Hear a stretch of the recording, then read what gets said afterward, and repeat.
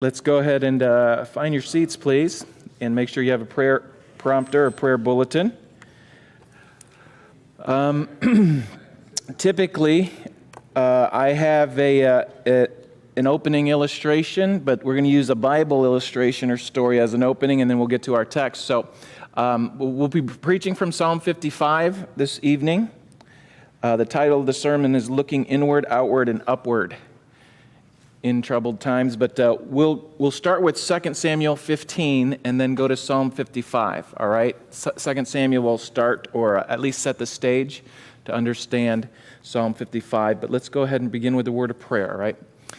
Heavenly Father, we do come before you with thanksgiving. We thank you for your goodness and grace. Thank you for all that you have done for us. Thank you that when we are in struggles, when we are in trials, or in troubled times, that we can look up and receive strength from you. Bless our time as we study your word and draw near to you. Cleanse our hearts, forgive us of our sins, and enlighten our eyes. Show us wondrous truths from your law, we pray. In Jesus' name, amen. All right, we're going to, again, two main passages. Psalm 55 will be the main passage, but to set the stage to understand Psalm 55, we'll look at 2 Samuel 15. All right, so in Psalm 55, we'll see that David is complaining about his enemies generally, and then specifically one enemy, and an enemy that was very close to him. He then expresses his confidence that God's going to take care of his enemies and help him through the troubled times, and so he resolves to put his trust in the Lord. And so Psalm 55, most of the commentators agree, not everybody agrees, that Psalm 55 is in regards to or has the background of the Absalom's rebellion against his father David in trying to usurp the kingdom. This was when David was still in Jerusalem, and the rebellion is starting to gather momentum. So we're in 2 Samuel chapter 15. We'll read verses 1 to 17, and then from there we'll go to Psalm 55. Okay, so here, feel the drama. There's suspense here. The story is building. It goes, "And it came to pass after this that Absalom prepared his chariots and horses and 50 men to run before him. And Absalom rose up early and stood beside the way of the gate, and it was so that when any man that had a controversy came to the king for judgment, then Absalom called unto him and said, Of what city art thou? And he said, Thy servant is of one of the tribes of Israel. And Absalom said unto him, See, thy matters are good and right, but there's no man deputed of the king to hear thee. There's no deputized or designated person to hear the case. Verse 4, Absalom said, Moreover, Oh, that I were made judge in the land, that every man which hath any suit or cause might come unto me, and I would do him justice. And it was so, that when any man came nigh to him to do him obeisance, he put forth his hand and took him and kissed him. And on this manner did Absalom to all Israel that came to the king for judgment. So Absalom stole the hearts of the men of Israel. And it came to pass after 40 years, that's a textual variant, okay? Some read 4 years. I still believe it's 40. I think it's 40 years from either David's actual taking of the kingdom, having the crown on. But anyway, it came to pass after 40 years that Absalom said unto the king, I pray thee, let me go and pay my vow which I have vowed unto the Lord in Hebron. For thy servant vowed a vow while I aboded at Jeshurun in Syria, saying, If the Lord shall bring me again indeed to Jerusalem, then I will serve the Lord. And the king said unto him, Go in peace. So he arose and went to Hebron, and Absalom sent spies throughout all the tribes of Israel, saying, As soon as you hear the sound of the trumpet, then ye shall say, Absalom reigneth in Hebron. And with Absalom went 200 men out of Jerusalem that were called, and they went in their simplicity, and they knew not anything. So the 200 soldiers weren't in on this yet. And Absalom sent for Ahithophel, the Gilonite, David's counselor from his city, Evram-Gilo, which he offered sacrifices. Now, Ahithophel, again, it was said of Ahithophel that words that came out of his mouth were as the oracles of God. He was so wise, practically speaking, that he was, when Ahithophel spoke, people listened. And so what happens after this in verse 12, right? After verse 12, it says, Ahithophel has joined in, essentially. And then next, and the conspiracy was strong. See, Ahithophel first, and then the conspiracy is strong. For the people increased continually with Absalom. And there came a messenger to David saying, "The hearts of the men of Israel are after Absalom." And David said to all his servants that were with him at Jerusalem, "Arise, and let us flee, for we shall not else escape from Absalom. Make speed to depart, lest he overtake us suddenly and bring evil upon us, and smite the city with the edge of the sword." So here David is concerned about his people and his kingdom. He doesn't want infighting within the city. And the king's servant said unto the king, "Behold, thy servants are ready to do whatsoever my lord the king shall appoint." And the king went forth, and all his household after him. And the king left 10 women, which were concubines, to keep the house. And the king went forth, and all the people after him, and tarried in a place that was far off. So here we have Ahithophel, one of David's counselors, joining in on the rebellion, because he was one of his trusted advisors. And I think this is who was mentioned in Psalm 55 about the friend that betrays him. And we see in Psalm 55, if you want to turn there now, and that's the stage here. There is rebellion, the game is afoot, right? There's conspiracy, it's being meted out now, and David is in the midst of this conspiracy, and his people, he's got to get his faithful followers out of the city. And I think he's praying in the midst, right? In the meantime. So we'll see that David first looks inward and he struggles. He looks outward and he's frustrated at the circumstances.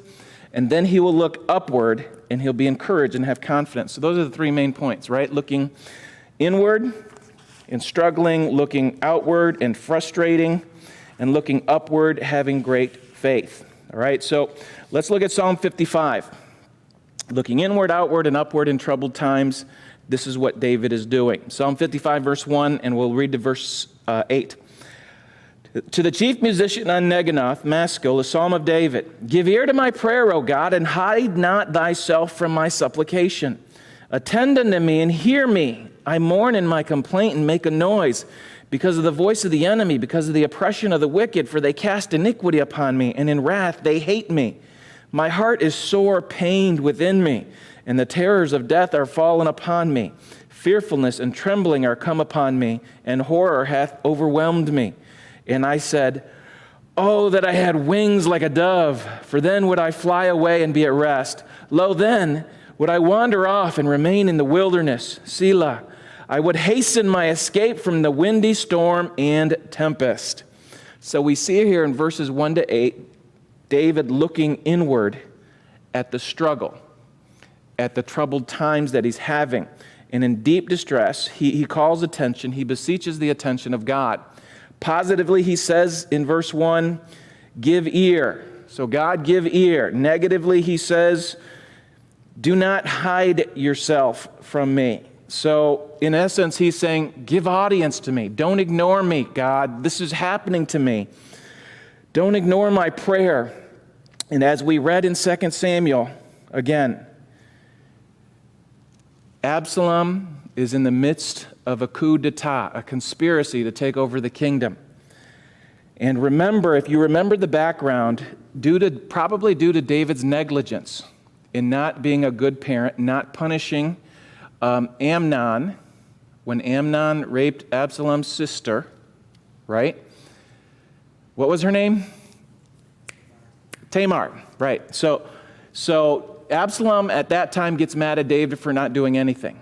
Okay, so Absalom David is not being a good parent. He's fallen short in that area. And the revolt was then a part of the discipline that David had failed to exercise. And so Absalom would eventually turn against his father, turn against the nation, and ultimately turn against God. So David knew, in essence, that part of what was happening now was what was prophesied by Nathan the prophet when David was in rebellion with Uriah the Hittite. Let's look at that, okay, so we can understand the whole context here. Turn to 2 Samuel chapter 12. 2 Samuel chapter 12. So here's trouble coming upon David, and we know that we believe that he's in the midst of this conspiracy, this coup d'etat by Absalom and Ahithophel, trying to usurp the throne. And David, I'm sure in the back of his mind saying, this is what Nathan said would come to pass. Okay, look at 2 Samuel chapter 12, verse 9. We'll read to verse 12. So 2 Samuel 12, verse 9. Wherefore hast thou despised the commandment of the Lord to do evil in his sight? Thou hast killed Uriah the Hittite with the sword, and hast taken his wife to be thy wife, and hast slain him with the sword of the children of Ammon. Now therefore the sword shall never depart from thine house, because thou hast despised me, and hast taken the wife of Uriah the Hittite to be thy wife. Thus saith the Lord, Behold, I will raise up evil against thee out of thine own house, and I will take thy wives before thine eyes, and give them unto thy neighbor. And he shall lie with thy wives in the sight of this sun. For thou didst it secretly, but I will do this thing before all Israel and before the sun. So part of this rebellion, David started with his own rebellion against the Lord. And now the prophecy that Nathan has prophesied is coming to pass. And I think David knows this. And by the way, where it says there, I'm going to take your wives, that's what Absalom does with the concubines that we read about in 2 Samuel 15. He takes his concubines. Verse 3, back in Psalm 55 here, we see as it reads here, because of the voice of the enemy, because of the oppression of the wicked, for they cast iniquity upon me, and thy wrath they hate me. So the words of what's going around the town, around Jerusalem, words are just, David is being bombarded by the abuses of men. He heard and saw the distress of the city. The word there, they cast, right? For they cast iniquity upon me. The idea of that word is that there's something crashing down on the victim. It's like soldiers catapulting stones or rolling stones, and they're just piling on him. He's being bombarded. And David's concern, though, was for, let's get out of the city. Let's keep the place safe.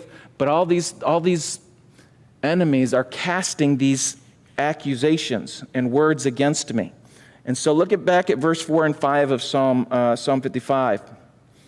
Essentially, he says here that all this is causing me to have fear. All this is causing me to tremble.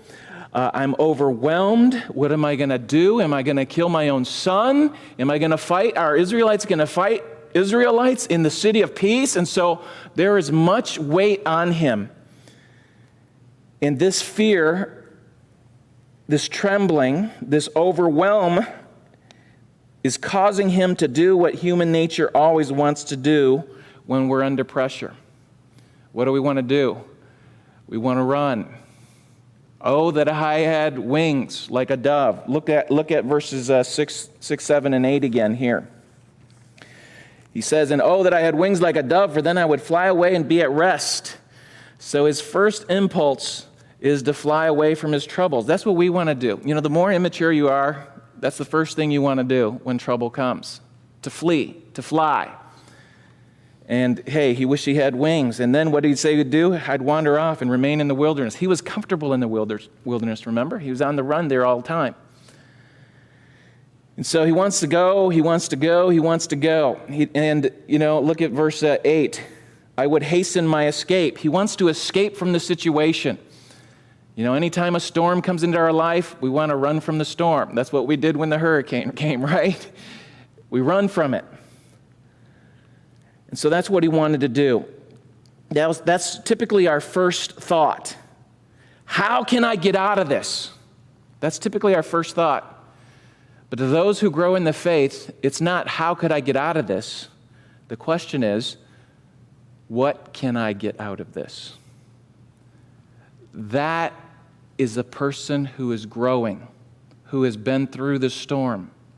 Instead of how can I get out, what can I get out of this? We know that the struggles in David's life, running from Saul, false accusations, I think he ran for at least 15 years. He was on the run. And so he had definitely learned lessons of God's protection, of God's provision, of God's leadership, of God's promises coming to pass. And so through the struggle, his character was made. And that's the way we need to look at our struggles. right? Not how can I get out of this, but what can I get out of this? Human hearts, though, we want to run. We want a peaceful refuge. We want to be far from our problems. We want to be far from the burdens of life. We want to be like Elijah, right? Instead of being in a place of ministry, we want to hide in a cave somewhere. Doves, they fly long distances and they seek for refuge in high places, in rocky places, high rocks. Yet instead of growing wings like a dove and flying away, the promises of Isaiah 40:31, they that wait upon the Lord shall renew their strength. They shall mount up on wings as eagles. They shall run and not grow weary, walk and not faint. Instead of hiding like an eagle, we learn by faith to stretch out our wings and fly above the storm. This is what David is learning and praying through here. More than once, David said, hide me, hide me, hide me. God hid him. Save me, save me, save me. God saved him. So David, here in the instance where the rebellion is occurring, David flees. And he hides along the Jordan River in the wilderness at Menaim. And so we're back down in Psalm 55. Look at verse 9. So after he looks inward and he struggles and he wants to run, now he's going to look outward at the circumstances. Verse 9, destroy, O Lord, and divide their tongues, for I have seen violence and strife in the city. Day and night they go about it upon the walls thereof. Mischief also and sorrow are in the midst of it. Wickedness is in the midst thereof. Deceit and guile depart not from her streets. For it was not an enemy that reproached me, then I could have borne it. Neither was it he that hated me, that did magnify himself against me, then I would have hid myself from him. But it was thou, it was you, a man mine equal, my guide, my acquaintance. We took sweet counsel together and walked into the house of God in company. Let death seize upon them and let them go down quick into hell, for wickedness is in their dwellings and among them. So if you did the genealogy, you would find out that Ahithophel, this great counselor, was actually the grandfather. I think he's the grandfather of I'm drawing blanks on names tonight. Uriah the Hittite. Either he was the grandfather of Uriah the Hittite or the grandfather of Bathsheba. That's who I was thinking of, Bathsheba. So see how it's all connected now. They were friends, and all of a sudden this opportunity to rebel, Ahithophel joins in with Absalom, and the conspiracy grows strong. And as this is all happening, and one of the reasons why I don't think the translation should be 4 years is that some say it took 4 years for the rebellion to grow strong. I think that would be too long, and David would know too soon and quelch the rebellion. But here, he sees what's happening on the streets. He knows that trouble is happening, and men are fighting with each other about who should be the king. And there's arguments. And David also has his soldiers and his loyalists, and he's getting news from them about what's going on in the city. And so he proposes a solution. This is David's solution, his prayer in verse 9. Destroy and divide their tongues. Okay, the last time tongues were divided was in the Tower of Babel. Remember, they had one voice, one tongue, and they were powerful. They were a forceful community because God even said it. Whatever they put their mind to, they're going to do. So I'm going to go down, I'm going to confuse their tongues. That's the last time that type of a language was used. However, turn to 2 Samuel 15 again, and we'll look at verse 31. I think what's happening here in verse 9 is David knows that the conspiracy is afoot, and he knows, he's a soldier, he's a man of war, he knows lines of communication, he knows lines of supplies, and he knows it's the communication that's going to get him free. So what does he do in 2 Samuel 15:31? I think the prayer of verse 9 is that God confuses the counsel and the communications of those in the rebellion. Look at 2 Samuel 15, verse 31. And one told David, saying, Ahithophel is among the conspirators with Absalom. And here's David's prayer. And David said, O Lord, I pray thee, turn the counsel of Ahithophel into foolishness. So you could read the whole chapter. It's amazing what happens. Absalom doesn't listen to Ahithophel. He listens to his other counselor, who was David's man. Okay? And so David's prayer is answered. Confuse their language, confuse their communication, confuse their counsel. They're waiting to cause strife in the city, but he's praying against them. All this talk of rebellion in verses 10 and 11 is only just frustrating David, and this frustration leads to that general frustration of the general public that is against him. Now look at verses 12. I'll just read, summarize verse 12 to 15. He says, look, if it were an enemy, I could understand. If it was someone who hated me, I could understand. But you're my friend. You counseled. We went and worshiped the Lord together. You betrayed me. And that, again, was probably Ahithophel. Now, that's Ahithophel's side. Now, think of Absalom. Absalom grew up in a home that was pretty posh, right? He lived as the son of the king. His life was probably pretty easy. If you compare his life versus David's life from youth to young manhood, who had the harder life? David did. And who grew the most and spiritually? David did. So an easy and a prosperous life is comfortable, right? Until the struggle comes. When the struggle comes, then you realize you're not prepared. And Absalom here was not prepared. And look at verse 22. Jump down to verse, you know what? I'm sorry, I skipped to the wrong page here. If you look,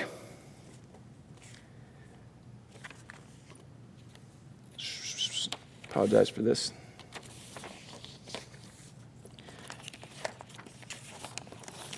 At the treachery of verses 12 to 15,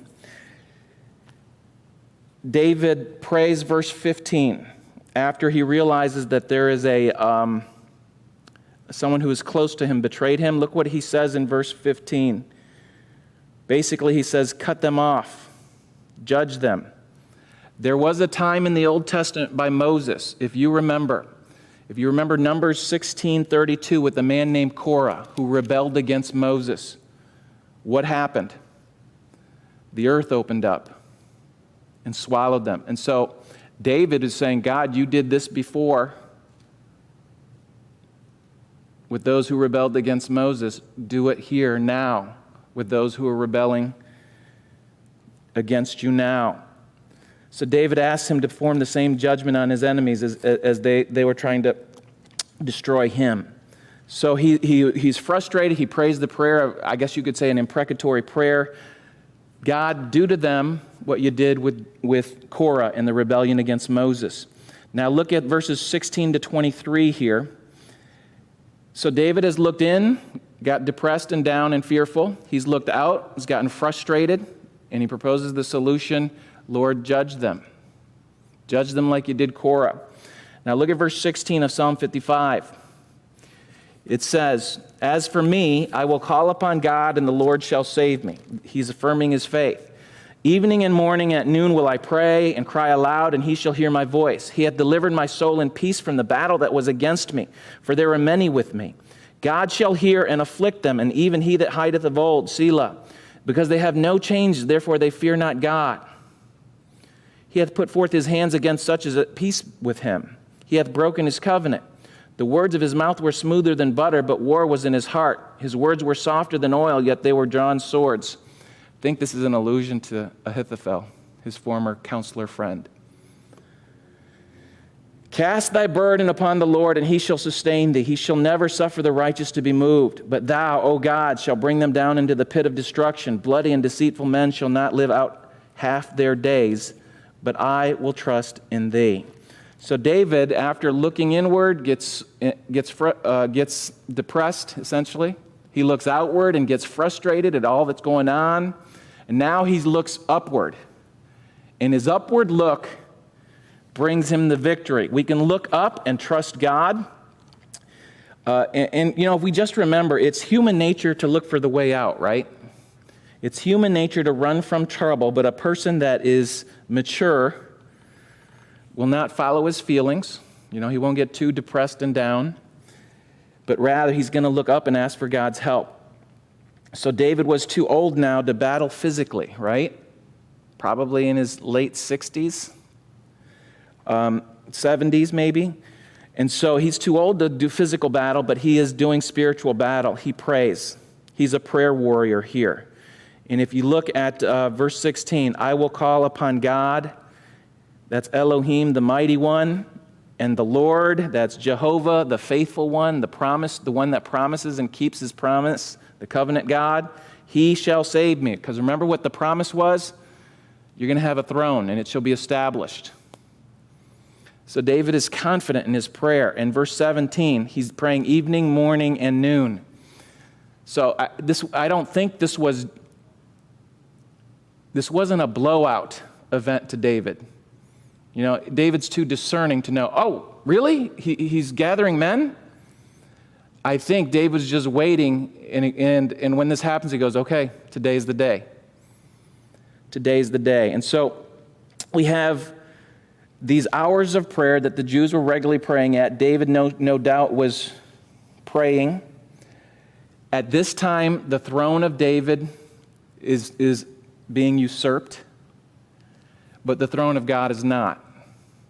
So he goes to the God whose throne is in the heavens, and he is confident that God has promised him a kingdom. And so what we have here is a understanding that, listen, look back down to verse 19 and 20 here. Because they have no changes, therefore they fear not God. David went through a lot of troubles, a lot of changes. Here, these people, they are wanting change that is rebellion against God. But remember, David, all the changes that he went through in his life as a shepherd boy, as a musician, as a soldier, all those changes and challenges, they made him. They strengthened him. But here, these people are trying to make changes so that they can resist God. And here, Absalom, again, going before God's will. Look at verse 22. And as we close this up here, what should we do? We don't know who's talking to who here. The thy and the thee is singular. So is it Nathan talking to David, cast thy burden upon the Lord?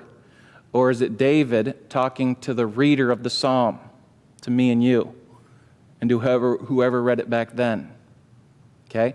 So let's reread verse 22. Cast thy burden upon the Lord, and he shall sustain thee. He shall never suffer the righteous to be moved. The psalmist came to realize that the best course in times of trouble is to not look inward, to not look outward, but rather to look upward. Okay? And when you cast your burden upon the Lord, you're no longer weighted down.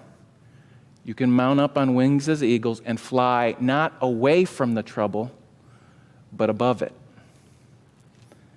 So cast your burden on the Lord, and he shall sustain you. He shall never permit the righteous to be moved. Do you know Peter says essentially the same thing here?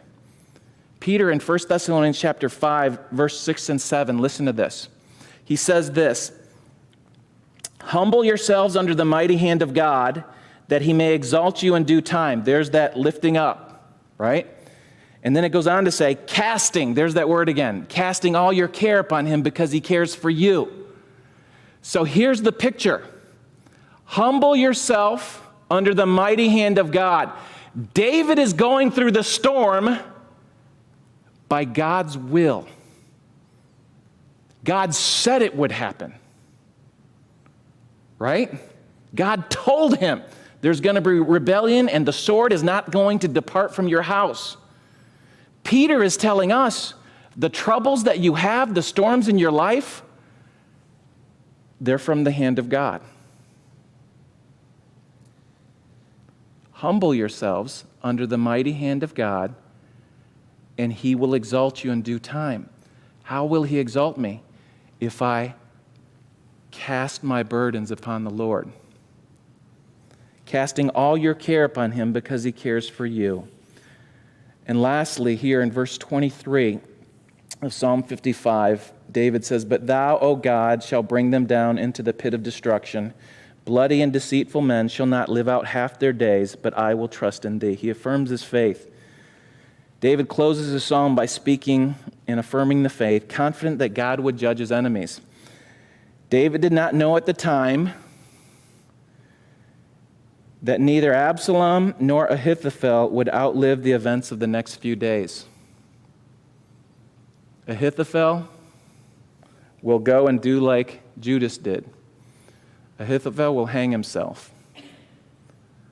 And Absalom will be killed. Remember, his hair gets stuck in a wood, and David's soldier kills him. So verse 23 comes to pass. So in summary here, look, when we're going through the trouble, you can acknowledge the inner struggle. That's what David did. Look, I'm fearful, I'm overwhelmed. That's okay. Acknowledge the inner struggle. But think rightly of the frustrating outward circumstances, right? Because where are they from? They're from the hand of God. To make you, not to break you. Absalom had barely any struggles or troubles in his life. You know, that's that classic story. It's the first generation that fights the faith and develops the character. The second generation gets softer. And they get first, one foot in the world and 1 foot in the faith. And so, acknowledge the struggles. Don't get frustrated about the circumstances. Don't look outward, don't look inward, but look upward. And understand this, just a couple practical lessons before we go into prayer here. When you look upward and have faith and fellowship with God, God will bring victory. If not in this life, for sure in the life to come. So another practical point here, when others do you hurt or betray you, leave it to God. What'd he pray? Lord, confuse their counsel. Judge them. And it happened. Determined to learn in the difficult circumstances. Okay? Not how can I get out of this, but what can I get out of this?